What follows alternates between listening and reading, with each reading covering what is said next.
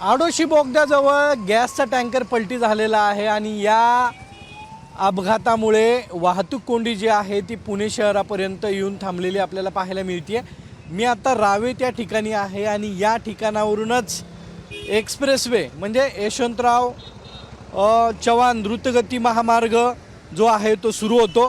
Pune Mumbai expressway आहे आणि यावरती आता जे मोठी वाहनं जी आहेत ती आपल्याला या ठिकाणी सकाळपासून लागलेली पाहायला मिळतात। त्यामध्ये अत्यावश्यक सेवेमध्ये असणारे टँकर असतील, त्याचबरोबर काही भाज्यांच्या गाड्या असतील त्याही या ठिकाणी थांबलेल्या पाहायला मिळतात। मोठे ट्रेलर असतील, त्याचबरोबर काही कंटेनर जे आहेत तेही रस्त्याच्या बाजूला थांबलेले पाहायला मिळतात। त्यामुळं अत्यावश्यक सेवेतली वाहतूक जी आहे ती सकाळपासून ठप्प असलेली पाहायला मिळते। त्यामुळं वाहनांच्या लांबच लांब रांगा ज्या आहेत त्या या ठिकाणी लागलेल्या आपल्याला पाहायला मिळतात। त्याचबरोबर ज्या खाजगी गाड्या आहेत, कार आहेत, त्याही जुन्या रोडनी वळवण्यात आलेल्या आहेत आणि जुन्या रोडनी त्या मुंबईच्या दिशेने त्यांच्यासाठी वाहतूक जी आहे ती खुली करून देण्यात आलेली आहे। मात्र मोठ्या वाहतूक गाड्या ज्या आहेत त्या बाजूला लावण्यात आलेल्या आपल्याला पाहायला मिळतात। काही एस-टी बसेस आहेत, ट्रॅव्हल्स आहेत, त्याही बाजूला लावण्यात आलेल्या आपल्याला पाहायला मिळतात। मोठी लाईन जी आहे ती सध्या पुण्यातील रावेतपर्यंत आलेली आपल्याला या ठिकाणी पाहायला मिळते। त्यामुळं जोपर्यंत हा गॅसचा टँकर निघणार नाही तोपर्यंत ही वाहतूक कोंडी जी आहे ती सुटणार नाही।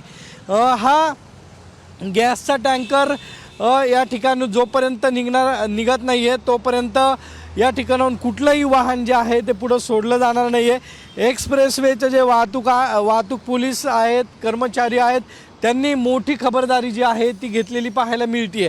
त्यामुळे मोठ्या गाड्या ज्या आहेत त्या बाजूला लावण्यात आलेल्या आपल्याला पाहायला मिळतात। त्यामुळे आता या गाडीमधला गॅस जेव्हा रिकामा होईल, जेव्हा कुठला धोका नसेल, तेव्हा ही सर्व वाहतूक एक्सप्रेसवेने सोडण्यात येणार आहे। तोपर्यंत ही वाहतूक जी आहे ती जरा पाहिलं तर ती आता मुंबईच्या दिशेने थांबलेली पाहायला मिळते आणि आत्ताही अजूनही किती वेळ लागणार आहे हे वाहतूक पोलिसांकडून सांगण्यात आलेलं नाही आहे।